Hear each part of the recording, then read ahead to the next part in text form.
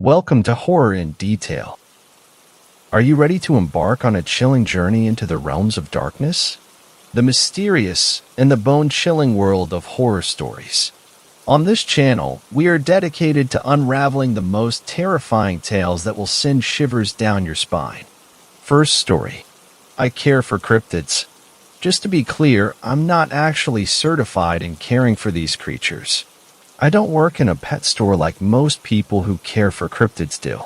I just live in a house in the woods of a state that happens to house multiple cryptids. To start off, I'm a 24-year-old female who lives in the woods. It may seem scary to some people, but I honestly prefer it. It's calm, quiet, and I'm alone most of the time. The house I live in is 2 floors with plenty of space for what I now use it for. To give a quick view, the first floor has 1 bedroom, a bathroom, a kitchen, living room, and sunroom. The second has 2 bedrooms, bathrooms, and another living space. I'm sure you guys would prefer to hear about cryptids though, so here's the story of the first time I cared for a cryptid. It was a dark Tuesday night. The woods were quiet. I was sitting in the living room downstairs, reading a Stephen King book. The clock ticked from the corner or the room. I didn't know the time. I had up to have a small snack when I heard a loud snort. Or maybe it was a cry. I wasn't sure at the time. I brushed it off, believing it was the wildlife. I pulled out some chips and water. I was back in the living room before a minute has passed. But the sound happened again. Only louder. It sounded like it had moved with me. Once again, I brushed it off, thinking it was an animal smelling the food. But it kept happening. It sounded like a cry of pain and hunger. I couldn't keep ignoring it. So I pulled out a gun from my safe and tucked it in my waistband. I crossed the house to the window. I heard it. I peeked out the blinds. I tumbled backwards, breathing hard. What the hell was that? A dying man? Once I gathered my composure, I looked out the window again. Only this time it saw me. It growled and lunged at the window. I stumbled back, but I didn't hear a thump. I peeked back out. At this point, I was more interested than scared. It was laying on its back trying to scramble to its front. I saw blood pouring from its side. At this point, everything kinda blurred. I know I helped the cryptid, but I don't remember how I did. Only that when I woke up, it was on my couch in a deep slumber. When the cryptid woke up, it didn't attack me. It seemed more domestic than anything. It pattered around on the floor and even ate some bacon. There were bandages wrapped around its stomach, so I could only assume I helped it. I never thought cryptids were so domestic until I met one. I parted ways with the cryptid later on in the week. However, it still visits. I even installed a dog door so it could come in. Now though, just anything comes in. I've met many cryptids. The one that visited me first was a skinwalker. It was horrific the first time, but I've met so many I'm used to it. It's a ride, but I'm willing to share more stories. I even have contacts as of last week to help me feed and take care of them. Second story. This story was shared by you/Matheson Curator. There's a tiny building in the oil fields outside Bakersfield that I will avoid for the rest of my life. If you've ever driven between SoCal and NorCal, you know exactly the long stretch of nowhere I'm talking about.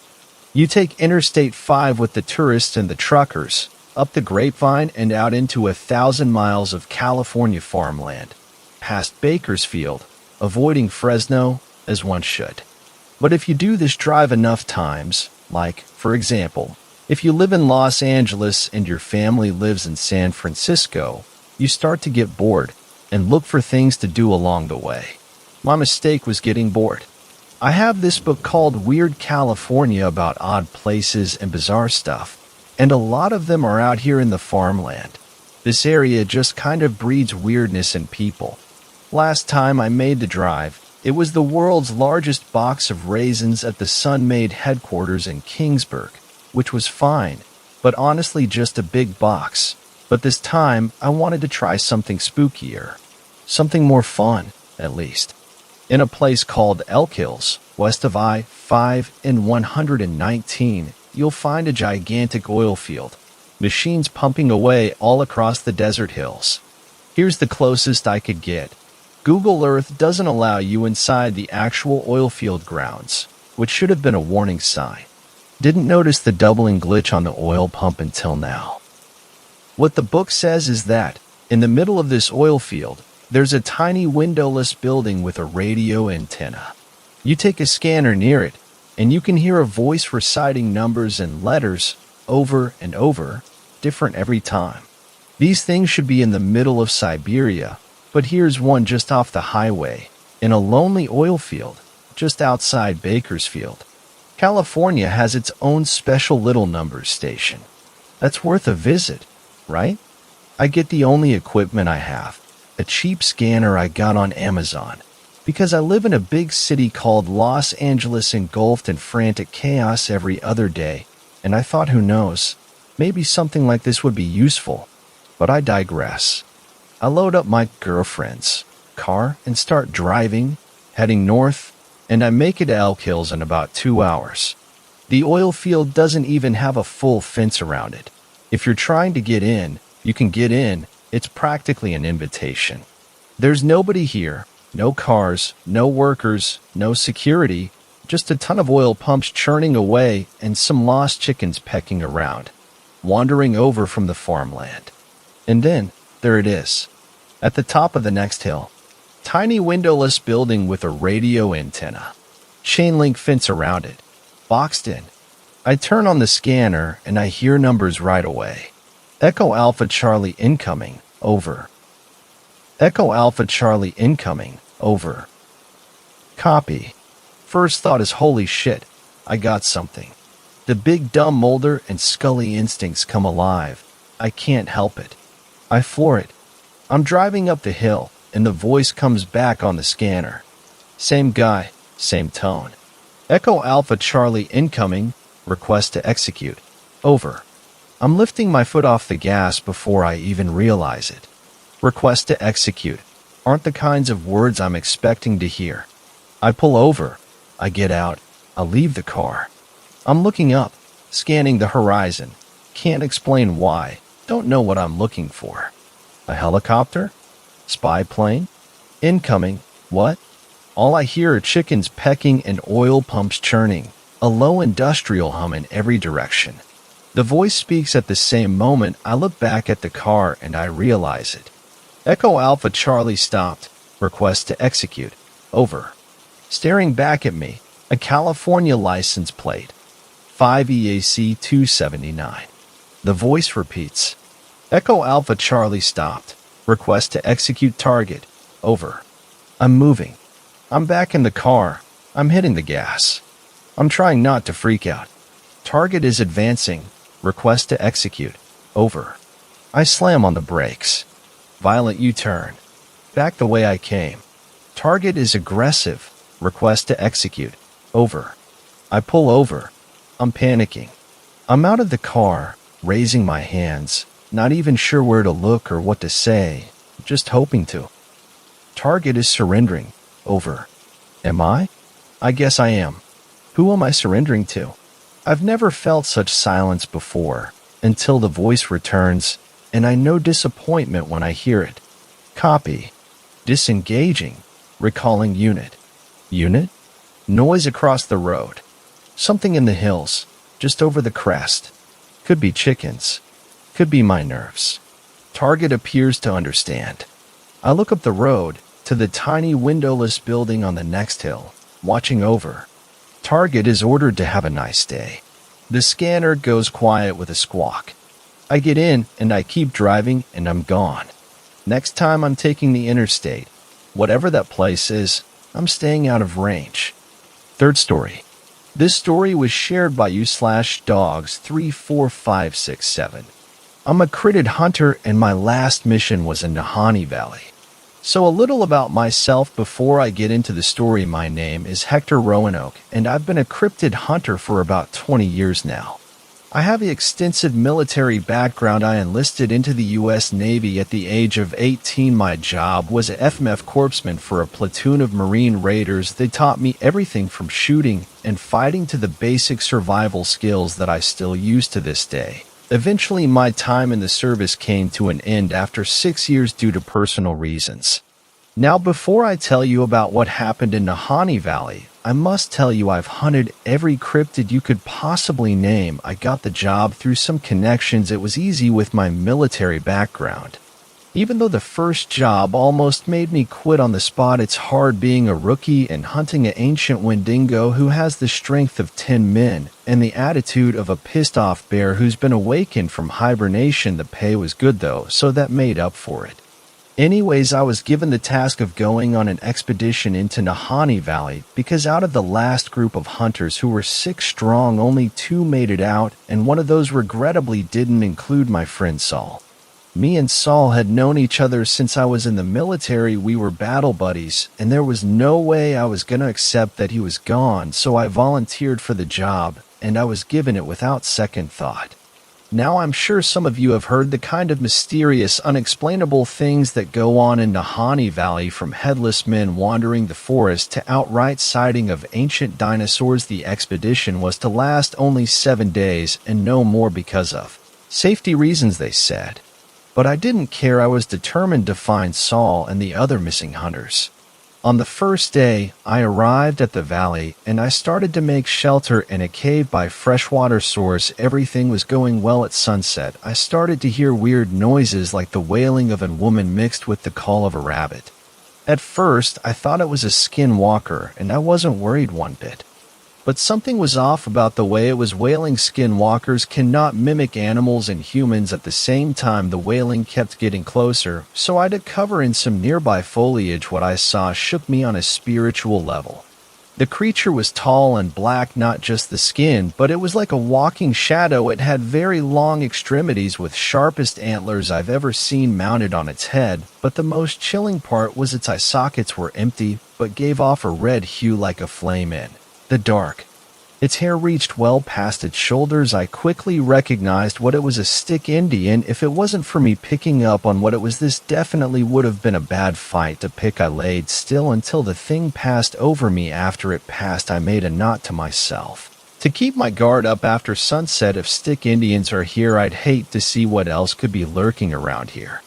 After my experience with the skin Indian, I decided to pack up and move camp to another location. I hiked about 3 miles down the river and found myself a nice spot by a fallen tree. I set up camp, went hunting, and started cooking the game I had caught later that day. I soon went to sleep. I woke up about 4 hours early and left my tent to take a leak. After I finished, I got done bleeding the snake. I heard a twig snap in the distance. I quickly ran to my camp and grabbed my hunting tomahawk to confront whatever was making a noise. This laid in the woods. That was when I saw it. It was a man, but this was no ordinary man. He was about 6 feet 6 inches and fit as a fiddle. I could recognize him from anywhere. It was one of the missing hunters. I put my tomahawk on my waist and approached him, but I noticed he was facing with his back to me. Then it dawned on me that not only was his back pointing towards me, but his head was missing. His was walking headless around the forest. The sight filled me with anger, sadness, and fear at the same time. I didn't know what I was dealing with. I slowly crept away and kept a big fire all night with my tomahawk in on hand and my gun in the other all night. What I saw that night really made me realize that I was in foreign territory. I decided to go for a hike around the area to get a better idea of the landscape. The area was beautiful. The birds were chirping. I hiked until sunset and went back to camp to rest and eat. After eating, I noticed that my campsite had footprints all around it. But these weren't normal-sized footprints. They were miniature, no bigger than a 4-year-old's footprints. I noticed one of the tents shaking. I readied my tomahawk, and when I opened it, a short creature no more than 3 feet tall jumped out at me and scurried into the forest. Damn near gave me a heart attack, but I couldn't help to laugh. I went to sleep laughing after that experience. Freaking little people, they're not dangerous, but they sure are noisy. I woke up at the crack of dawn to go fishing. I got tired of eating rabbit and pheasant meat every night, so I tried to mix it up a little. I put some rabbit foot on the line to see if I'd get lucky and bag a big meaty fish to cook tonight over the fire. After a few hours, I got a bite. I tried to reel it in, but it wouldn't budge. Thought I was snagged on a log until all the line of the rod was gone. In an instant, something in the water was stirring. I decided to take cover behind a big rock and watched a monster of a serpent breach the water's surface. I wanted to say it was an agapogo, but something about the spines were different, and this one seemed to be a juvenile. I stayed behind the rock until it was gone just in case, and moved up 5 miles downstream to fish there just in case the bastard was still lurking around. I caught a few salmon, so the trip wasn't disappointing. After seeing the general layout of the area, I started looking for clues indicating what happened to the team. My mission took me 8 miles into the valley. It was truly a beautiful sight to behold: crystal clear waters, beautiful plants, and some of the most beautiful flowers you'll ever see. I came upon the destroyed camp. Nothing immediately stood out to me until I found 2 human bodies. They were mangled beyond human comprehension in what looked like an act of brutality I've never seen in my life. I nearly started crying thinking about the pain they went through before dying. I gave them a proper burial and prayed to God the same thing didn't happen to Saul. Eventually returned to camp with a heavy heart and a feeling that every move I made was being carefully calculated by something. I slept with my gun loaded with a wolfsbane round in the chamber that night. Wolfsbane is hard to find, but boy does it pack a punch against the majority of cryptids out there. I've come to the realization that I'm being followed by something smart. I went to the nearby river to wash myself, and when I came back to my campsite it was destroyed. I thank God I took my weapons with me just in case that Augie I saw wanted a piece of me. The thing that destroyed my campsite left footprints bigger than any humans I've ever seen. It was definitely of humanoid origin. But how human really worried me. Usually humanoid creatures such as Bigfoot and the Sasquatch don't mess with humans unless you are in their territory. Whatever this thing was, it wasn't being territorial, it was trying to make an example. It looked to be more out of rage than to protect something you own. I pondered what it could, but eventually I gave up and sharpening my tomahawk in case the bastard came back. After the encounter, I made a makeshift camp out of some foliage and branches around the forest floor and started a campfire. I knew the bastard was waiting for me to go to sleep, so I spent all day prepping. I'm gonna be honest with you, in all my years of cryptid hunting, I've never seen anything like this. This was the night that made me a seasoned cryptid hunter fear for his life. After all day prepping, I was sitting at the campfire when I saw it. I've never seen anything like it. It was tall, about 8.5 feet. It looked human, but it is all wrong. It didn't look like a regular human. It looked like a cross between the ancient race of Gigantopithecus and an ancient human. Its burning amber eyes that flowed in the dark, looking at me with such hate and anger. I could feel the killing intent exhuming from its body. I hurried to my feet with my gun and tomahawk in hand, and it threw something at me that landed at my feet and smiled. I kicked it over with my foot to inspect it, and it was the fucking Skin Indian this thing had killed. Then Skin Indian, and threw its head at me as some sick display of power. I looked back up at it, and it was sadistically smiling at me. I've never felt so much fear in my life. I stood my ground waiting for it to make a move, and I noticed that it wasn't advancing anymore. I looked at the fire and then at it, and its expression fell. To this day, I don't know what that thing was, but I thank God that I had a big fire going. I took a seat, and it did the same at the forest's edge, and we stared at each other, me not letting the fire go out and it not willing to advance with the fire roaring. We stared at each other until the break of dawn, and then at the blink of an eye it was gone.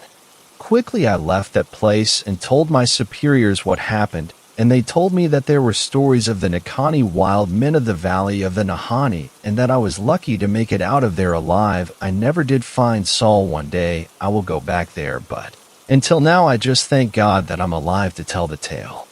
I'd tell you more stories about my career, but I'll have to wrap it up here. I just got a call about going on a mission with some agents to investigate Skinwalker Ranch. If I make it back alive, I'll tell you the details about that hunt too. Until then, farewell and be safe. Out there, you never know what really lurks in the deep unexplored regions of this earth. Fourth story.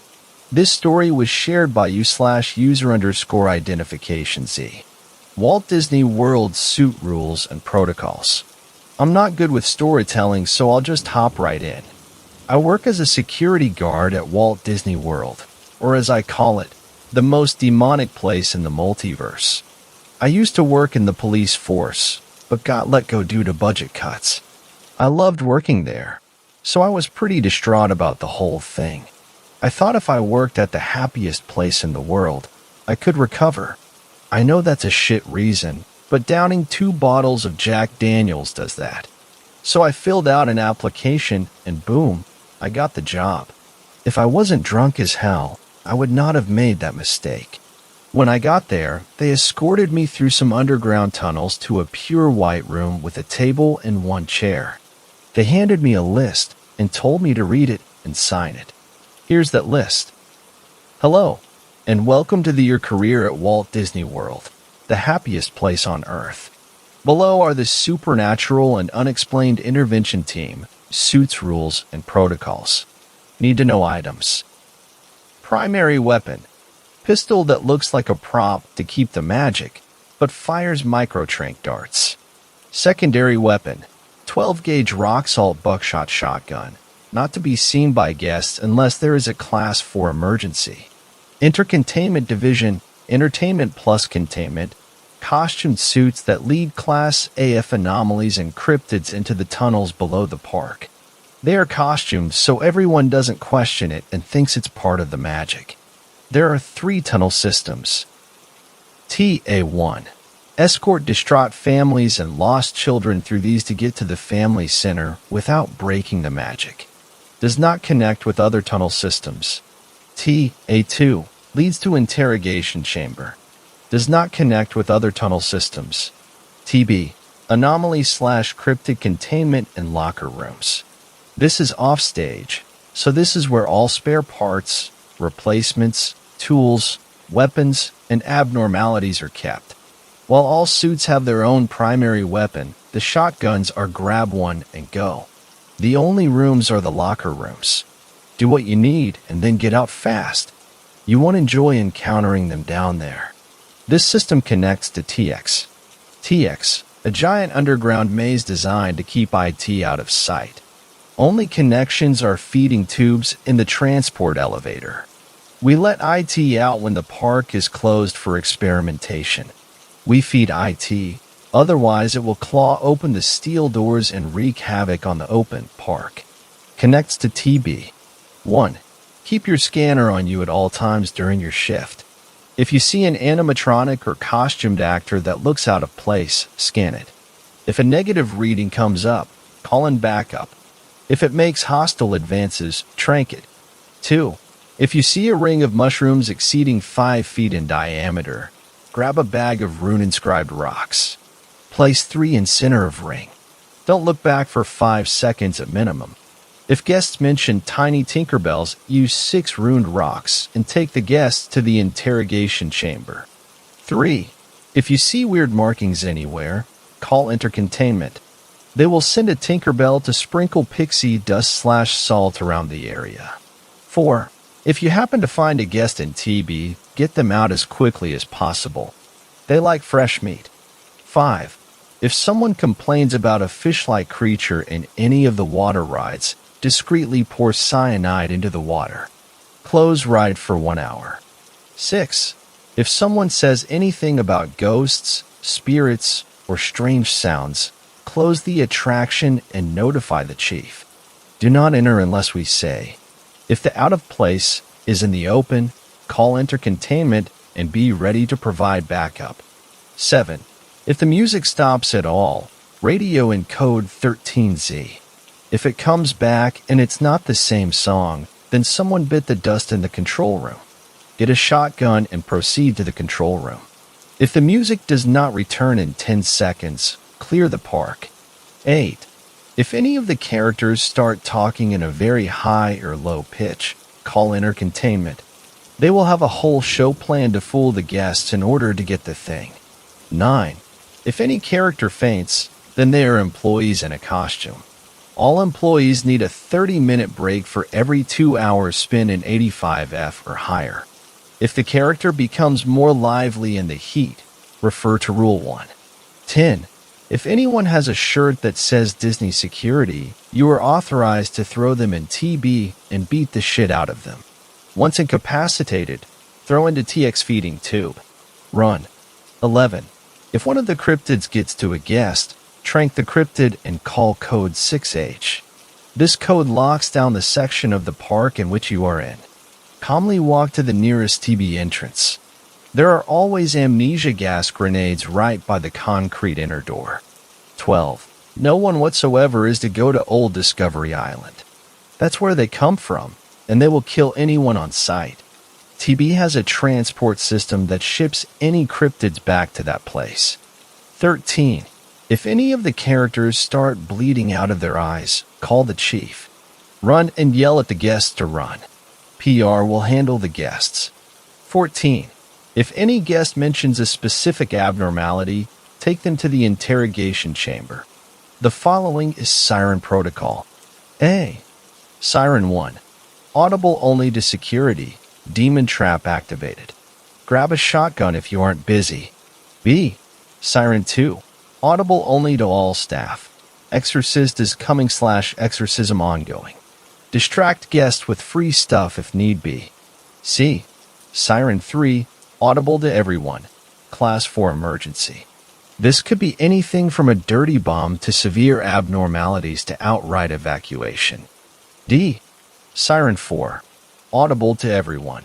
IT has escaped. IT will likely be on ground level, so getting a shotgun shouldn't be too hard.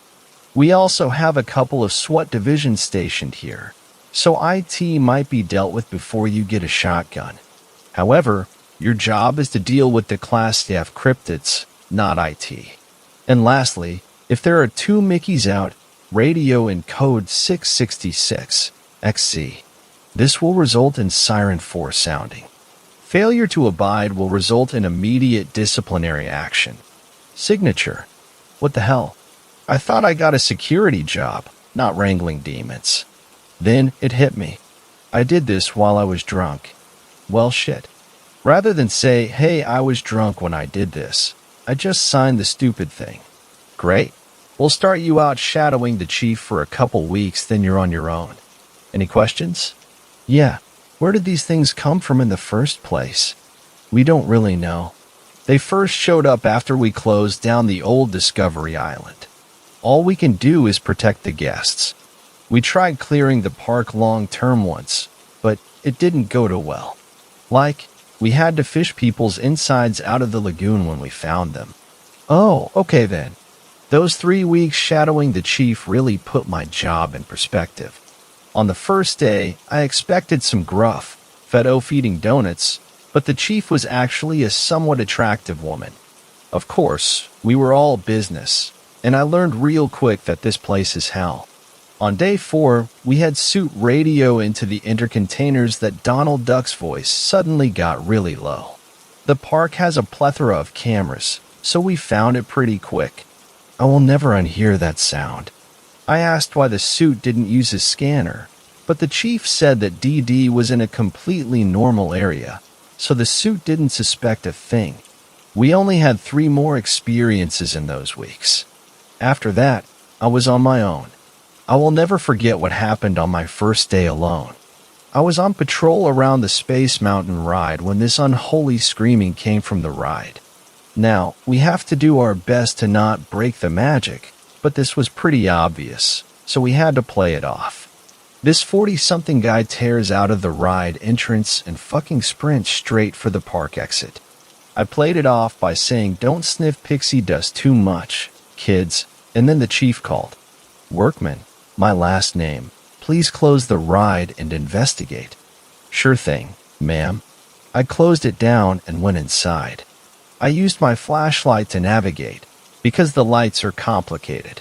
I saw something in a corner.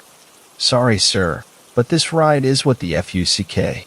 The something I thought was a person turned out to be Goofy with a maw of sharp teeth. Goofy had sharp teeth.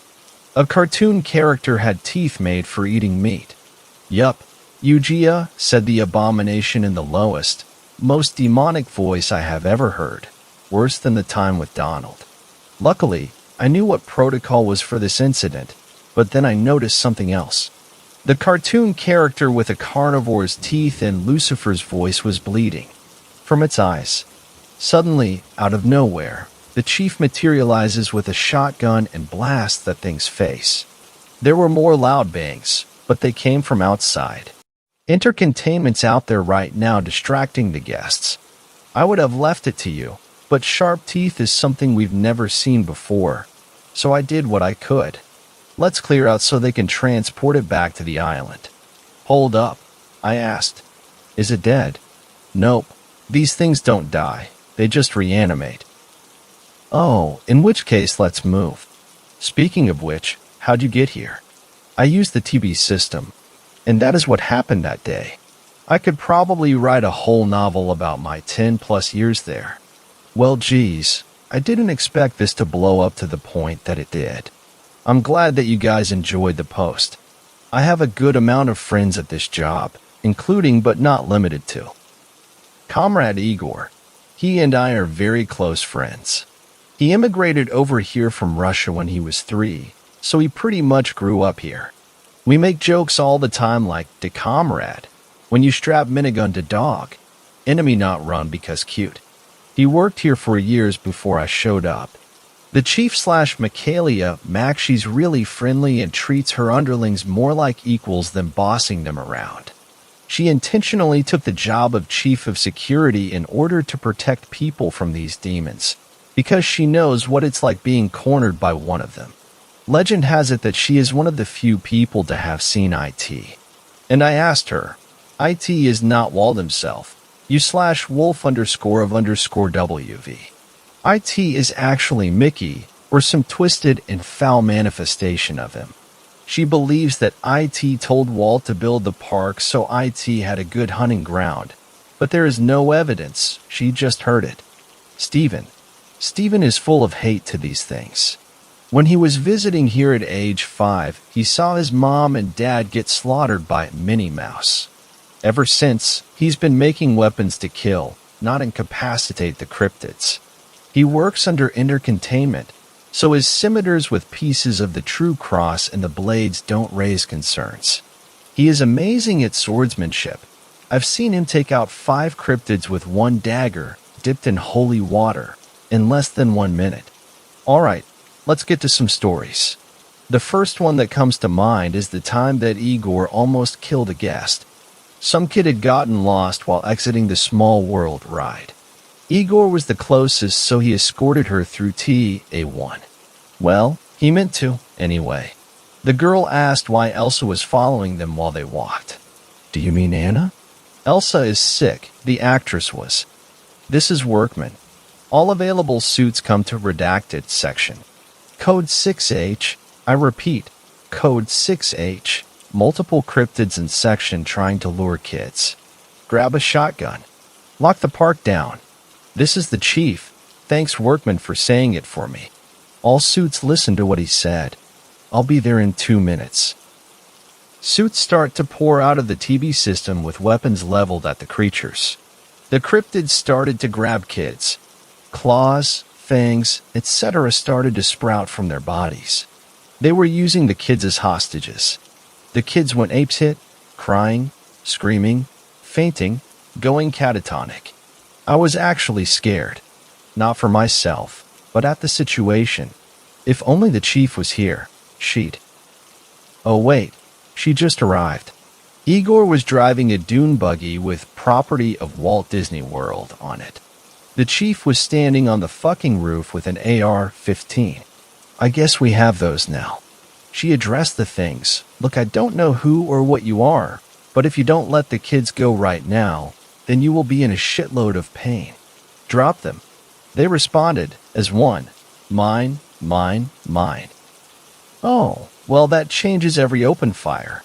All 80 suits in the area plus the chief started shooting these things, but the buckshot seemed to do nothing to them. Luckily, the kids weren't injured, but the demon characters would probably fix that. I caught something out of my eye. Stephen was going berserk on these things. He had what looked like a machete in both of his hands, cutting them down in a whirlwind of steel. Eventually, the chief called a ceasefire so we didn't accidentally kill him. His holy weapons were the only thing that could incapacitate the vile beings. It took him about 10 minutes to down all of the creatures in the section, during which all of the suits were cheering him on. When the fight was over, the chief got on the intercom for the park. "Attention park guests. Due to unforeseeable circumstances, the park is now closed. Please make your way to the front gate. That is all." To all the suits, she said, "Workman, Adams, Stephen, and Lennon Igor, stay here. Everyone else, begin lockdown procedure A4. She hopped down from the dune buggy and walked over to the costumed actor playing Donald.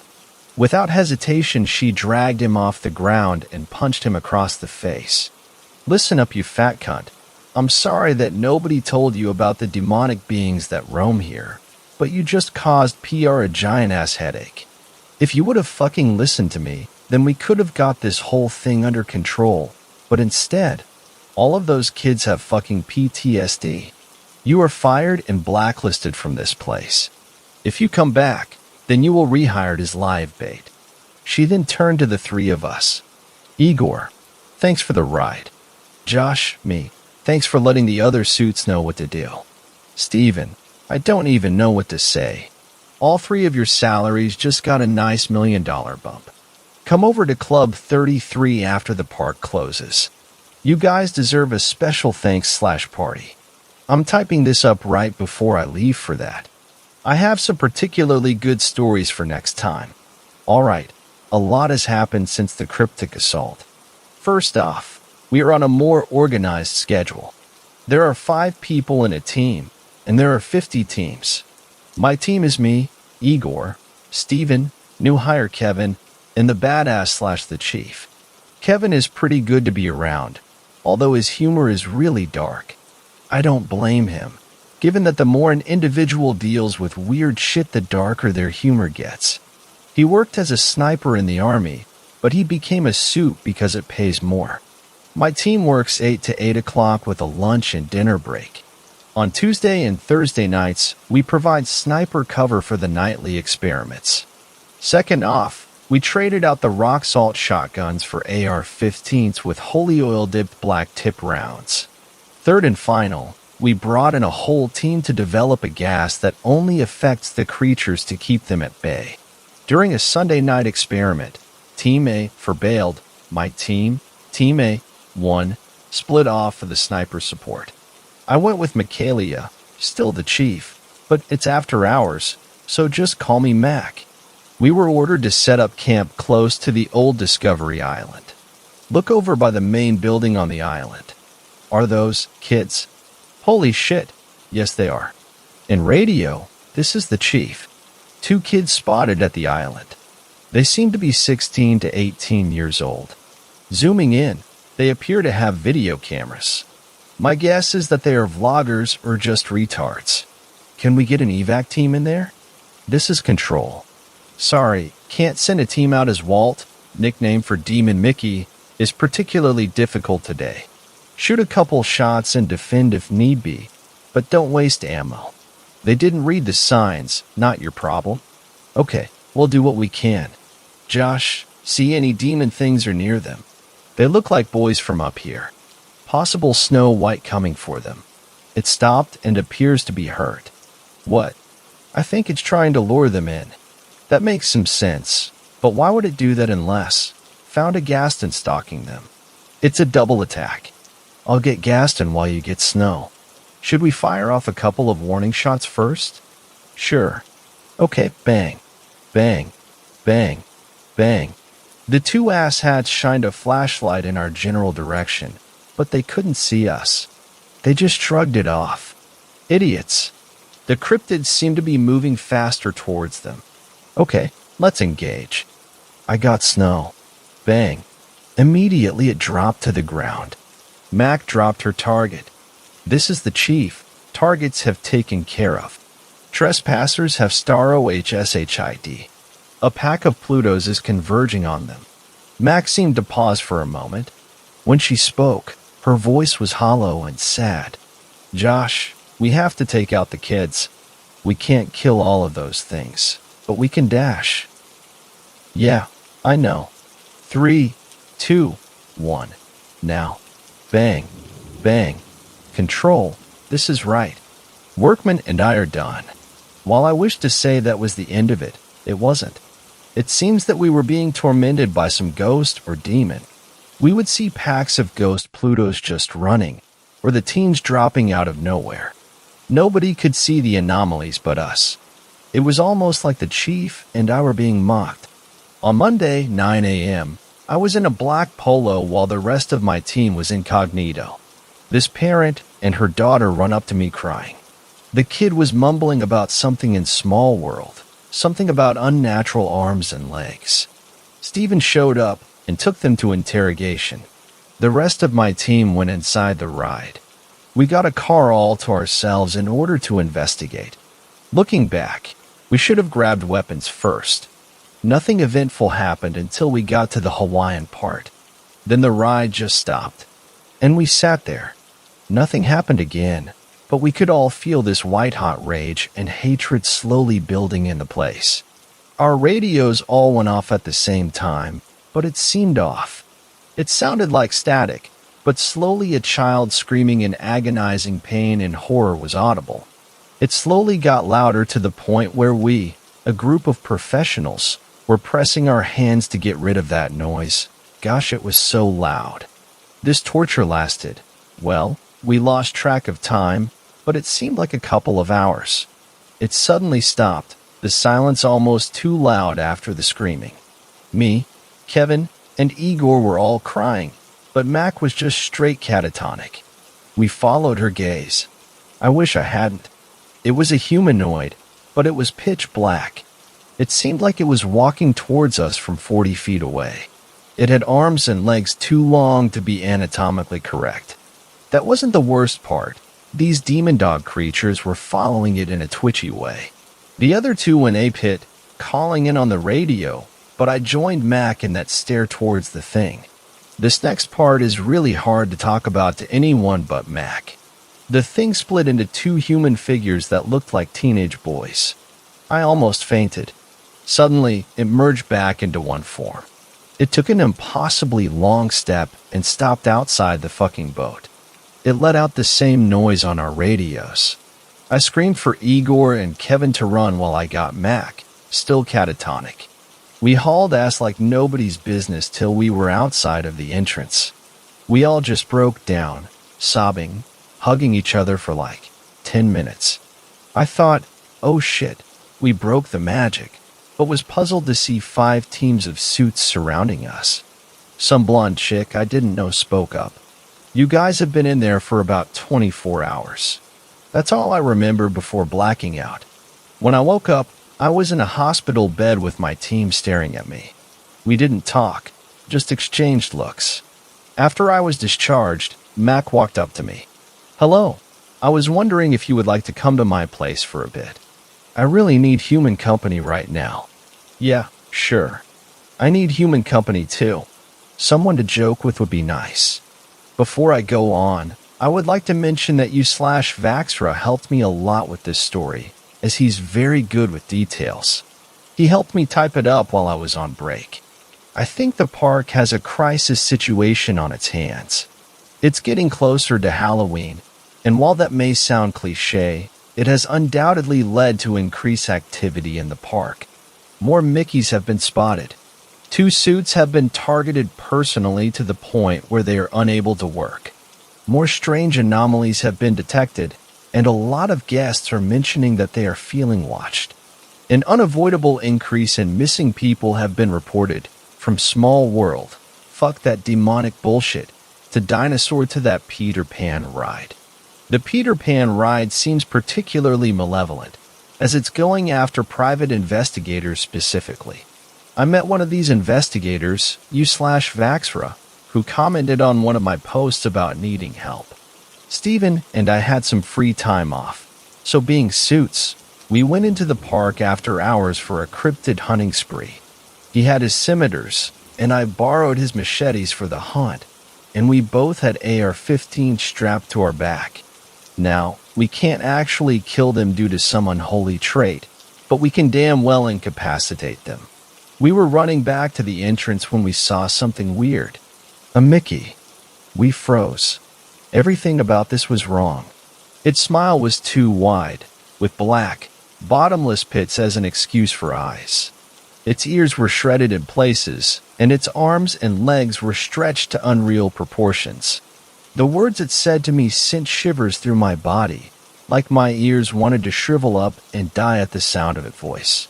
Mickey Mouse Clubhouse. Come inside, you'll have fun inside. And with a snap of its neck, it disappeared, only a white and black photograph in its place. Stephen was the first to snap out of his stupor, shakily walking over to where the cryptid was and picking up the photograph. What was in the picture turned his face ghost white. "Stephen, what is it?" He handed me the photo, and I immediately radioed in for backup. It showed a male in the center of a satanic circle, surrounded by what looked like dismembered Mickey animatronics and bones. The most horrifying thing? He was smiling at the camera. Almost half an hour later, we had arrived at Old Discover Island. We had identified the cavern from his comment on Part 4 as somewhere under the lake, and lo and behold, there was hole leading under lake, with only a sign to mark the entrance. Mickey Mouse Clubhouse. That circle turned out to be Mickey surrounding a calmly-looking Vaxra, with his hands clutched together holding who know what. We've had a couple of bait situations before, so we thought it was a ruse. That and this dude was smiling in the picture, so it was safe to assume that he was the bait. What do you think, Stephen? Should we go ARs or blades? Vaxra looked up at us, confused for a moment. Then he realized what we were saying. Let's go ARs. He spoke up. I'm not the one you should be focused on. There are demons in your face. Shoot them. Stephen wasn't having it. Nice try, bitch. But a talking cryptid is still a cryptid. I'm not a cryptid. I'm investigating a family's disappearance on your Peter Pan ride. Right. Josh, let's get this fool. 3, 2, 1 dash. Would a cryptid have this? He unclasped his hands and showed us a glowing crucifix, a now dimming crucifix, as it was. We were going to enter the circle when we realized he was telling the truth, but then he froze, a look of sudden terror on his face. One of the Mickey heads chuckled and rasped, just walk away, and he lives. Make one move, and he dies. Wouldn't want that to happen now, would you? Parts of all the animatronics flew up from the ground, assembling themselves into a dozen rusty Mickeys, all eyes on us. I looked at Stephen, concerned, having encountered very few hostage situations. Igor radioed in, "I got this," and then dropped 4 of them in quick succession from behind us. He tried to shoot the others, but they simply melted into shadows and reformed behind Vaxra. Ribs burst from the stomach of the Mickey right behind him, and we thought he was over. Suddenly, he broke through the ribs and leaped behind us. He whipped out a fan with runic symbols and threw it at the Mickey, which crumpled and broke on contact. At this point, there were 3 Mickeys coming from the right to try to get us, and we were shooting at them with no luck, as they kept melting and reforming to avoid our bullets. Stephen got 2 lucky shots on 2 separate cryptids, and they crumpled to the ground. With 2 gunmen trained on 1 cryptid, it had no chance. When we were done with our side, we turned to Vaxra's side, and to our complete astonishment, he had eliminated 4 of his, only having 1 left. He was speaking to his cryptid in growling tones, crucifix in one hand and fan in the other. "You thought you could end my life here? In this accursed, unholy place?" The cryptid was backing away slowly, but at the same time, shooting dark shots of oil at Vaxra. He was shielding himself with his cross, and shot arched rays of purple energy at the cryptid. Hey, we can have some fun. Just put down your fan and put down your cross, and we'll eat Kandiska dash. It never finished its sentence, as Vaxra's fan split into multiple blades, surrounded the cryptid, and pierced it from all sides. He then whispered something, and gold light engulfed the carcass, with nothing in its place. Me and Stephen looked at each other and put guns to Vaxra's head. "You're coming with us." Half an hour later, we were in the interrogation room with Vaxra strapped to a chair. I got to ask the questions. Who are you? Who are your clients? What were you doing in the park after hours? Did you see anything, E? Will you open your mouth and say something?" The whole time he was just staring at us with an amused smile playing on his lips. The smile didn't disappear when his lips kissed my fist. He finally opened his mouth to speak. "Names are a powerful thing, sir. But as you've saved my life, you can call me Alex. The names I cannot tell you, though, are my clients. I respect their privacy and their safety, along with the expensive annual passes they have to your park." I couldn't stop a small smirk from coming across my face, as quick as it was. I wasn't trespassing in the park after hours, suspicious as though it may seem. I was riding the Peter Pan ride, and blacked out just as we were flying over London. The missing family was on that ride, specifically in that mini London you know. It looks like they've fallen from a great height. Wendy's hands have almost unnoticeable bloodstains on her hands. A rustling of paper and pencil came from behind me as Stephen wrote down notes. "Thank you. We'll look into that." "How are you able to do that?" "Stuff with your crucifix.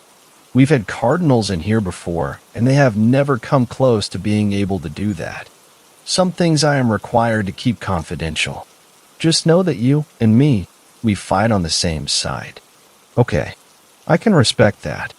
Are there any other supernatural anomalies you wish to tell us about?" "Yes. Small world has many, is he all right?" My partner had just grabbed the table and was shaking. "PTSD. My team has had experiences on that damnable creation." Understandable." Alex had a strangely blank face as Stephen was shaking, but turned back to me and continued. "Small world attracts too much creatures. And with rumors flying around of dolls being creepy already, I think it's safe to say that this ride is out of order for now. Peter Pan has something against private investigators and families alike, so that should be taken care of. Lastly, one of the few really bad ones. Adventureland. There's something in there. There's a yellow door that appears in random intervals, and whatever's in there isn't meant to be let out. I can feel a force pushing me back when I get within 5 feet from that door. Do you know what's in it?" Stephen had stopped shaking and slumped to the floor, the momentary PTSD flashback taking energy out of him. "Unfortunately, we don't know that's in there. Seeing the expertise you've had in this specific field, Walt Disney World gives you full access to the park after hours. To be clear, you'll be warned when we let out a certain Mickey out at night for experimentation. Don't let IT catch you." I got sudden chills as Alex's face lit up with the same smile he had in the picture. "I think we both know very well that you know what's behind that door. Some things are required to be kept confidential, sir, and I believe your time here is done. The chief will escort you out." As the chief escorted him out, Alex accidentally bumped into me, and his mouth uttered 3 words. "That's not Stephen." 5th story. This story was shared by you/subject errors. I downloaded a cryptid soundboard. A piece of me wishes I hadn't. It was a Saturday night, and my best friend Hazel and I were bored. Being poor teens in a small town, we scraped up some change from around our houses, told our parents we were going to do our homework, and headed to the nearest 24-hour fast food place with Wi-Fi. We got 2 small sodas and tucked into the comfy seats in a back corner booth no one touched. Bam, all the drinks and YouTube videos you could want, and a burger each for $4. In, mostly quarters. Like most nights, we took out our smartphones, plugged in our headphones, and sat there occasionally switching headphone jacks to show each other a particularly funny or weird video. We couldn't send them to each other, we didn't have service. Our parents gave us their old smartphones because any phone can still call 911 with or without service. Hazel's had a big crack across the screen. My camera does not work. We made do.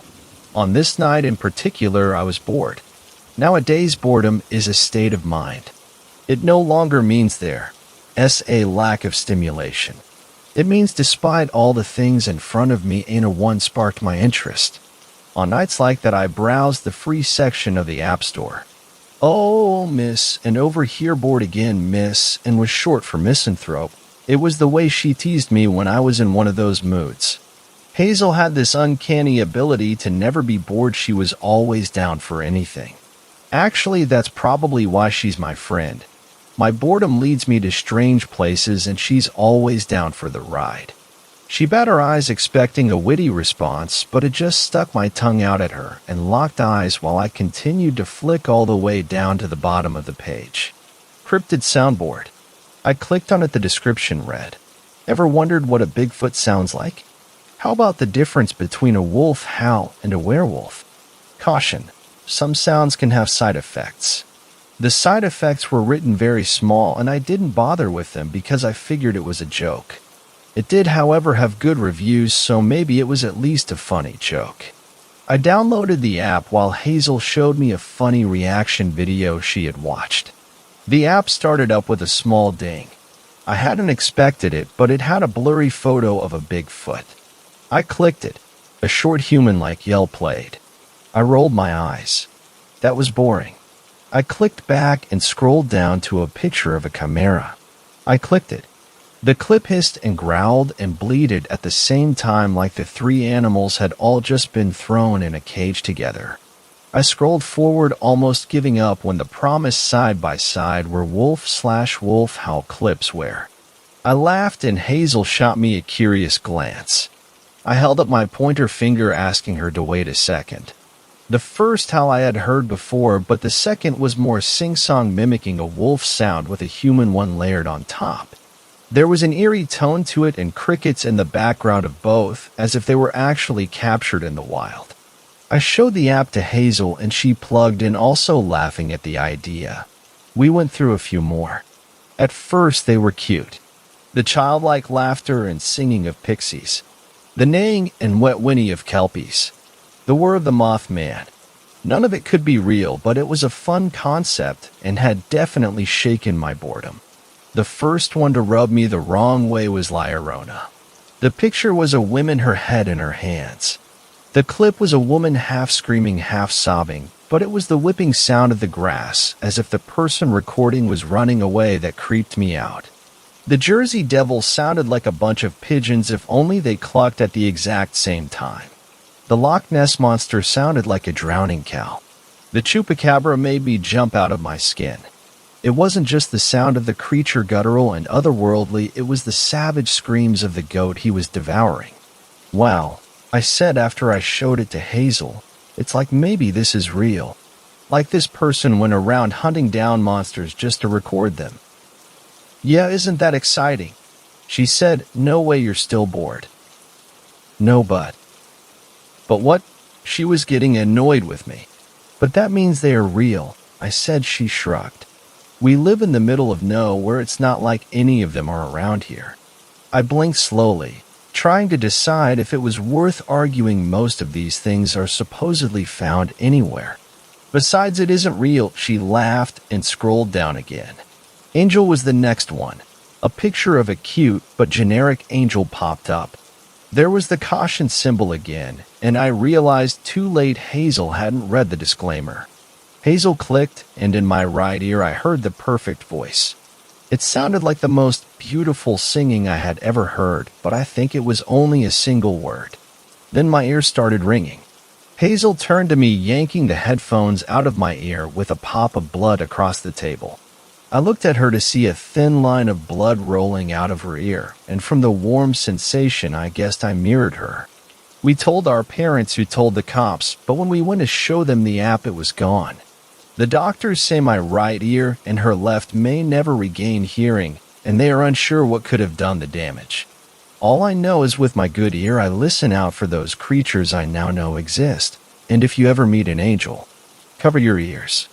Sixth story. This story was shared by you/Drawable26. Sometimes at night I hear whistling in the woods. I'm what most people refer to as a mountain man. You know, living off the land and working with my bare hands kind of stuff. I know, big shocker, the wild men have access to technology.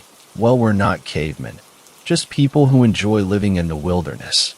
I was always one of those people, until recently anyways. I lived in a small log cabin, cozy enough for a 34-year-old man with a strange interest in carving and wood chopping. Now I wasn't completely out in the wilderness. There was a small town about 7 miles away, but still secluded enough to feel the peace and tranquility of living in nature, not to mention secluded enough to be completely alone. Anyways, one night after finishing putting the chicken and roosters away, I sat on my porch enjoying the stars and moon. As I sat while I lit my pipe, I heard this strange sound, almost like a mix of a bird cooing and a chirping grasshopper. Seeing as how I was the only home for miles, I chalked it up to animals. I mean, what else could it be, right? As strange as the sound was, it was also kind of soothing. After listening for a moment, the whistling stopped quite abruptly. It was strange. The moment the whistling ended, so did the rest of the world's sounds. I couldn't hear the wind blowing or the running stream out back. It was as if someone had hit the mute button on my property. It was so quiet that I could have easily mistaken my breathing for a wailing beast. But just as I was about to question my sanity, suddenly the sounds of the nature returned. I put my pipe out and made my way back inside. After making myself a nice hearty meal you'd expect a wild man to eat, lots of meat, along with a nice hefty glass of bourbon, I began cleaning my kitchen, and as I was about to wrap the leftovers, the cuckoo clock above my stove began, cooing. Now that doesn't sound like anything crazy, but the thing is that clock has been busted for years. It's been nothing more than a wall decoration. And as I thought, the clock was still broken. In fact, it wasn't even cooing. It was that whistle I had heard moments before my dinner. And once again as it ended, for a few moments so did my hearing. I chalked it up to a long day of labor, so I decided I'd hit the hay, and that's when things got weird. As I awoke and prepared myself for another day of hard work, I noticed something. The dinner from last night, the one I never got to finish wrapping, was completely gone off the plate. I tried to reason with myself that maybe I had finished it, but yet the plate and saran wrap were both sitting out there on the counter. See, I'm not normally a superstitious person, so I again reasoned with myself that I had finished it before having the chance to wrap it. After all, that glass of bourbon was pretty large, so I brushed it off and went on my day. I went and let out my poultry for feeding when I saw, a pretty fucked up sight. My chickens had been completely butchered. It wasn't the fact my chickens were dead that made me unsettled. I mean, I've lost plenty of them to wild animals looking for something to eat. But that's the thing. None of my chickens had any signs of being eaten of any kind. They were all mutilated. Some were impaled along the picket fence used to keep them in, and not neatly. No, they were so torn up and mutilated that the shiny white would have been dyed with the red crimson blood of my poor birds. 2 of them were completely hollowed out. No bones, no organs, no muscle tissue. It was no more than an empty sack of chicken skin. Whatever did this wasn't looking for a meal. It was in it for the thrill of the hunt. After that, I decided some precautions needed to be taken, so I took a trip down to town. Luckily for me, a technical store was open not too long ago, so I decided I'd purchase some security cameras. "Hey, you're that wild forest dude who lives in the woods, right?" the young clerk asked as he rang up my items. He had to be no more than 18. The classic, old enough to grow facial hair, but not enough to grow a full beard look. Grungy hippie clothes, and he gave off a strong aroma of purple haze and pineapple express. Reminds me of when me and my brother would grow pot in our backyard in high school. Despite being a goofy high schooler, he was a good kid, had a very love not war vibe to him. I let out a laugh as I reached for my wallet. Didn't know I had that much of a reputation. He returned my laughter and quickly replied, "Dude, you're a legend around school. Everyone out here is too formal, you feel me? You, though, living off the land, doing things with your own 2 hands, shit's fucking hardcore, bro," he exclaimed, almost as if fanboying over me. I looked at his shiny name tag, which read Spliffy. I chuckled at the nickname. I proceeded to complete my transaction when he asked me, "What's with all the tech then?"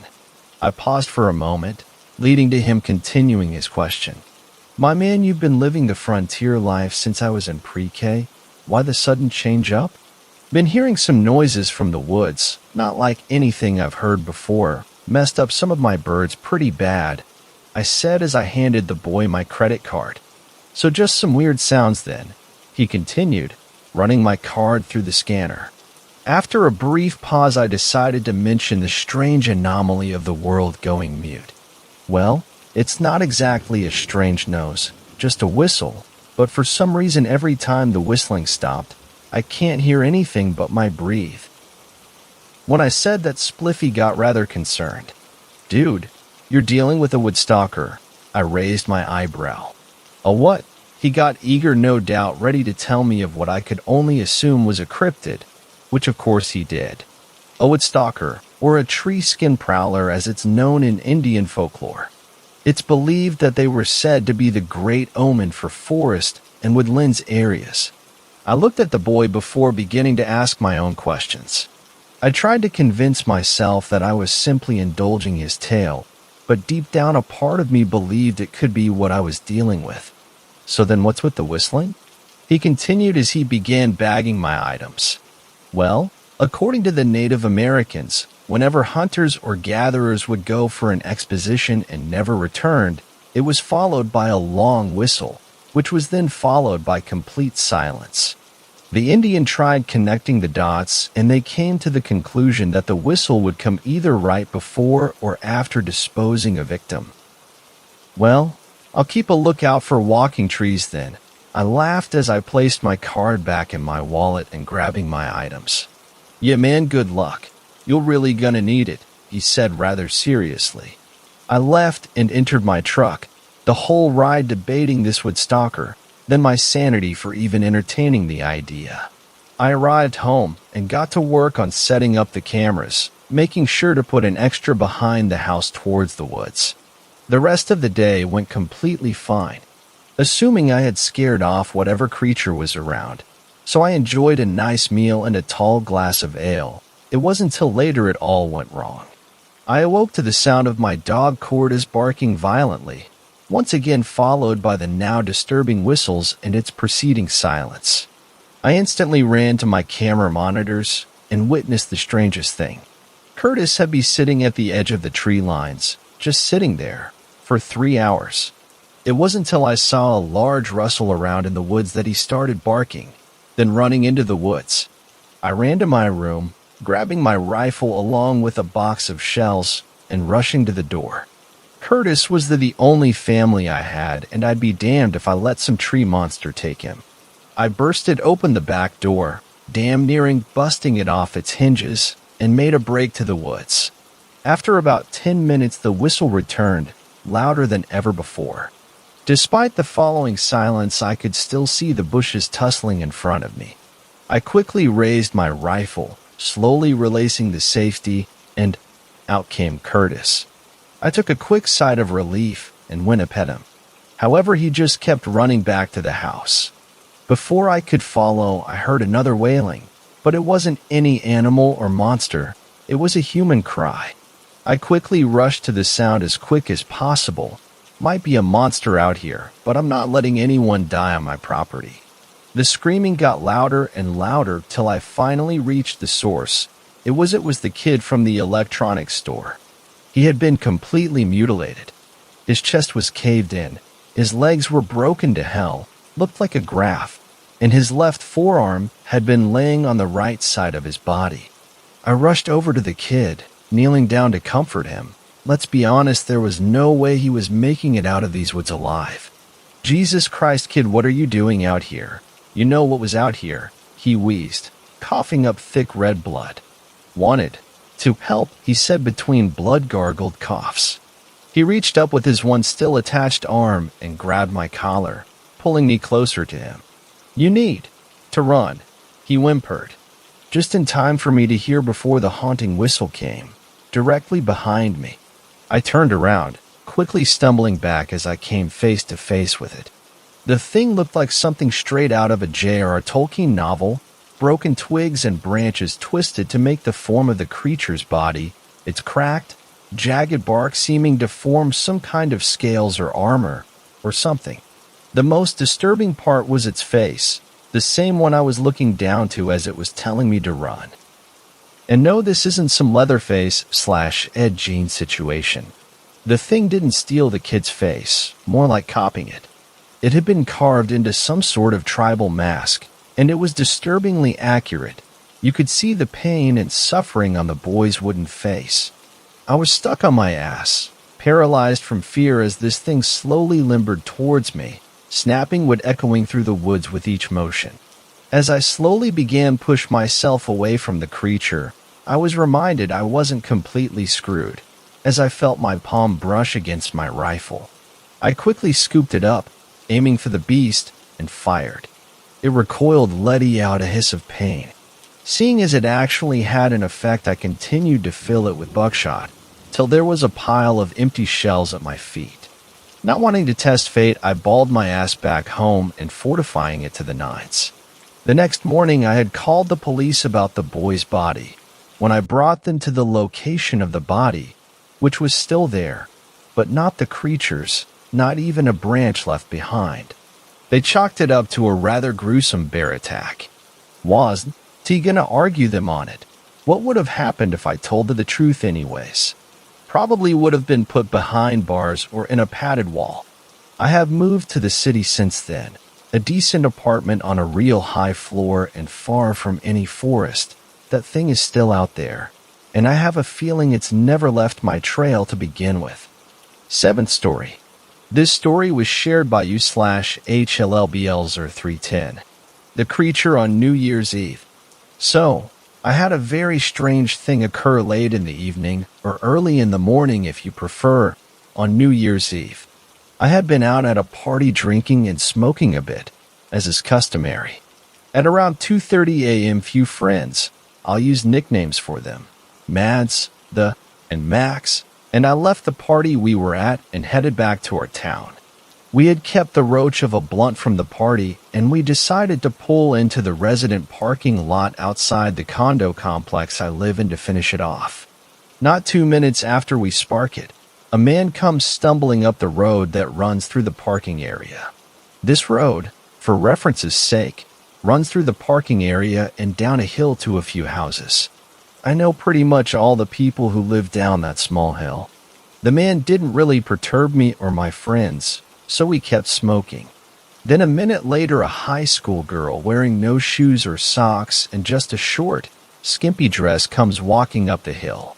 At this point, I was starting to wonder what kind of weird party was going on at one of my neighbors' houses.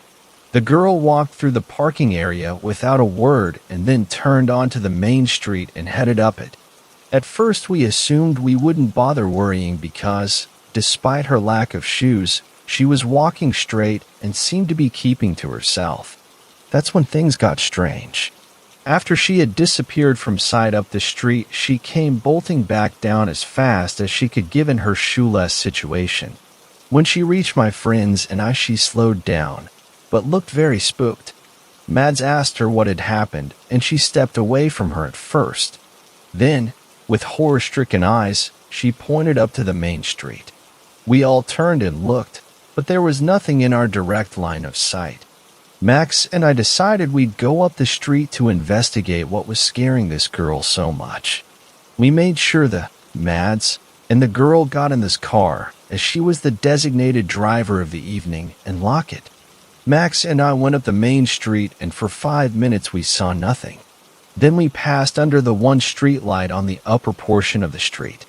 This street light has a stubborn and nerve-wracking tendency to turn off at night once you pass under it. To my dismay, it turned off, leaving us in total darkness save for the faint glow of a light at the end of someone's driveway. This light was very low to the ground. That's when we saw it. Something that looked like a naked person but wasn't quite human waddled down the street toward us. It moved as though it were half squatting, and because of this, its hands dragged along the ground as they hung limp at its sides. I couldn't make out its face, and Max told me later that he couldn't either. It was also making a throaty gurgling noise, as if it was almost choking on something. All we could do in the moment was turn and run as fast as we could back down the street. I ran right into my house and Max ran to his car. I could hear the car screeching out of the parking area. I locked the door and didn't even bother to look outside to see if the thing was still coming down the street. Thanks a lot for watching the video till the end. Subscribe to our channel Horror in Detail. Drop your opinions/suggestions in the comments section and like the video as it helps with the YouTube algorithm.